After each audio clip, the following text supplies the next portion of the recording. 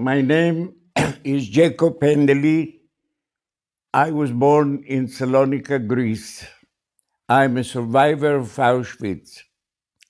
I'm the only one of the family that survived. Now, my family came to Salonika during the occupation of Greece from the Turks, the Ottoman Empire. My family came from Spain in the beginning of the 16th century from Catalonia. I have a son who made an investigation when he was a student, and we know exactly from where our family came from. Since the beginning of the 16th century, my family lived in Salonika until 1943. 1941, 41, there was a war between the Italians and the Greeks. And I have to tell you about my family. I had my father, of course, and my mother. My father, my mother, and I had two brothers, three sisters, and I. In other words, I have two older brothers, which one of them fought against the Italians, against the Mussolini that wanted to have Greece. And he was wounded. He got the highest decoration as a young Jew, that he fought against the Italians, against the fascists. I was then a young man. In the beginning, my brother, the fight took place not in Italy and not in Greece. The fight took place in Albania. And the Mussolini took first Albania, and it was for him easier through Albania to get into Greece. The dream of Mussolini was that he wanted Greece. And but the Italians are not fighters. The Italians tried to win, but it was almost impossible. So they asked the help of the Germans, and so the Germans, with the very quick way of doing it, they went through Bulgaria, not through Albania, but through Bulgaria. The king of Bulgaria was a friend of Hitler, and so the entrance to Greece was open to him, and so we were occupied by the Germans. Now, what the Germans did, they took Greece and they divide in three pieces. The biggest part of it was given to the Italians because they started the war. The second part was the Bulgarians because they were allied to the Germans, so a part of Greece was given to Bulgarians. And the Macedonia, the birthplace of Alexander the Great, which the main city is Thessaloniki, was in the hands in the hands of the Germans. Now, in Salonika, there were 55,000 Jews. All Greece together was something like 72,000. Out of 72,000, 55 were in one city, the city of Salonika, or Thessaloniki. Now, they used to say that Salonika is a Judenstadt, meaning in German, the city of the Jewish people. During the Ottoman Empire, Salonika, the port of Salonika, which was the second largest port in the Ottoman Empire, was in Salonika. Salonika was the only city that Saturday, Shabbat, from Friday afternoon until Sunday, the port, the second largest port, was closed because 99% of the workers were all Jews. So this was a Jewish city. By all means, this was a Jewish city. And the Turks, not the Turks of today, the Turks were very good to the Jews. Not only they let them come and they allowed them to buy land, to build houses, to synagogues, anything they want. And then you saw the economy of Spain went all the way down because the Jews left, and the economy of Turkey, meaning Salonika and so on, went all the way up. This was the center of business between Europe and the port of Salonika. Now, as I told you, my parents came from Catalonia, and every wave of the sea, this is how this was explained, brought another part of Spain. And each one of those Spanish cities, they came and settled in Salonika, and they built a synagogue in the name, let's say, Catalon Hadash, Catalon Yeshan. There were two waves.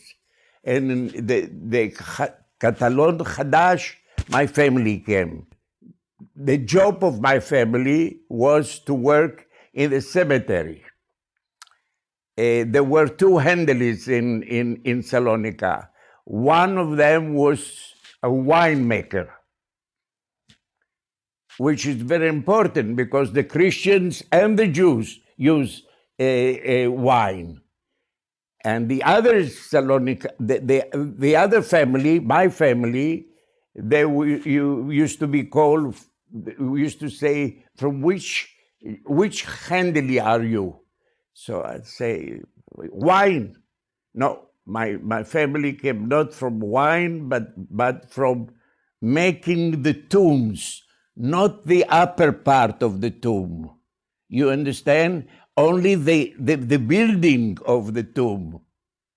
And the upper part, it's a different business because you have to know Hebrew, you have to carve the names of the people who are buried there.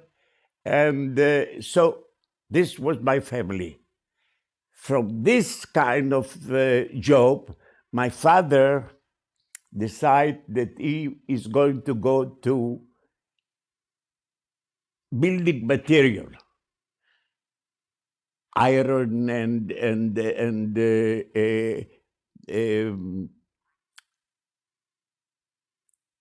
building material for the tombs. And he had two partners with the name of Zakai, and they wanted to also, my family and the two partners, they thought they don't want to stay in Salonika anymore. I'm talking about 38, 39. Hitler came to position in 33. So many Jewish people, German Jewish people with money, they came to Palestine. If you show the British that you have enough money and you are not falling in the business of the British, then they give you, in those days they used to be called certificate. My father got a certificate and his partner got a certificate, and there were two brothers. So one of them went to Tel Aviv to buy a piece of land where we can start the business because the German Jews started to build. And in the meantime, he used to write to us, the partner of my father, he used to write that this is not the right time to come to Palestine. Why? Because the Arabs are shooting from Jaffa. And Jaffa, Tel Aviv, today is one city. But in those days, they used to shoot from Jaffa to Tel Aviv. So don't come now, we wait another another month, another month, another month. Then the war started in Greece, the Italians again. And so we got stuck in Greece, and they took my brother. As I told you, my brother fought against the Italians. He got the highest decoration as a young Jew.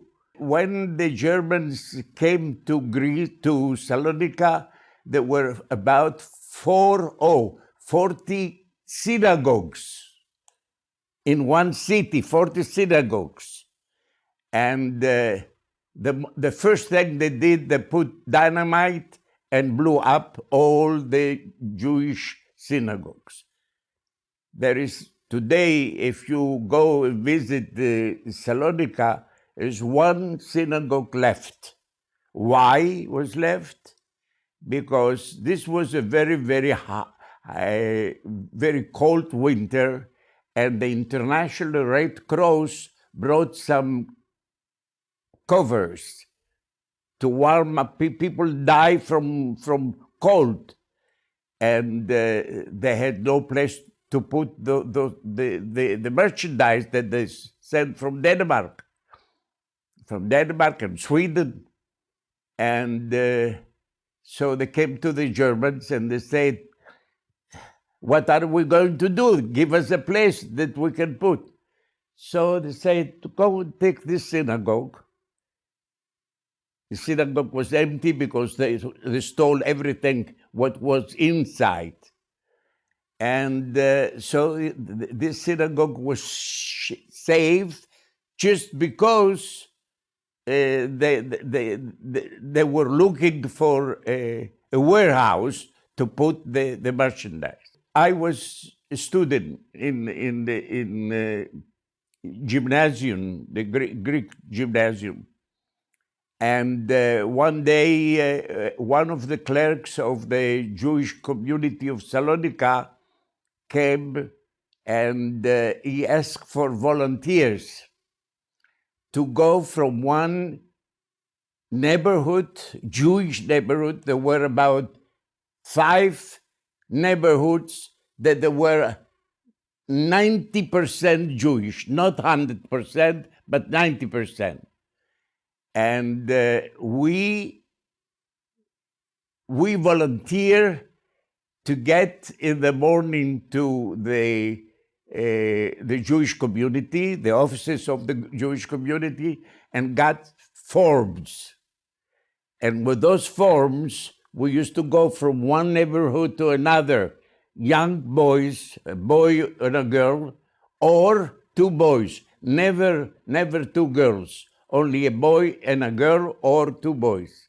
We used to go to those poor areas of the Jewish people, which I come from a family that my father had.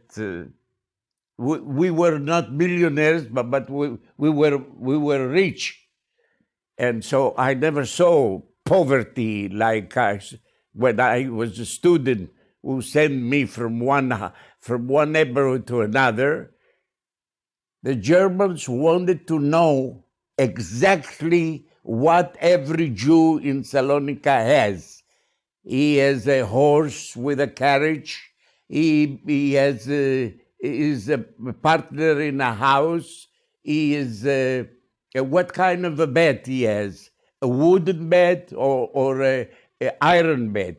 All those questions were in this form in 2 languages, in German language and in Greek. Of course, we did not know German, so everything, it's the American system. You make a cross, Yes, you have a horse. Yes, you have this. So on. And I participated in one of those. The first thing that in my family again, the first thing that they did is we used to live in a very, very, very nice area, which is next to the sea, and the most expensive area in Salonika, because my father used to work together with builders, so there was no problem at all. So they decide to take us away out from this house. By the way, the house was not ours; it was a Greek owner, but we had to go out, and we had to leave everything inside of our apartment, because the German officers took this place, because it was a very important place and a very important place. So they throw us out only with a few blankets, and a translator, German translator, the Germans wanted to know where are the towels, where is the china, where is everything, because they came to live there. So we got one room in a neighborhood which became a ghetto. A ghetto, not the main ghetto, just a branch of a ghetto. And we were 6 children, father and mother, in one room. And then they decide to take us by foot in one of the main streets of Salonika to a ghetto in the name of Baron Hirsch. There was a fire in Salonika in 1917, and the biggest part of the fire took place where the Jews used to live. So Baron Hirsch came. Baron Hirsch is against Rothschild.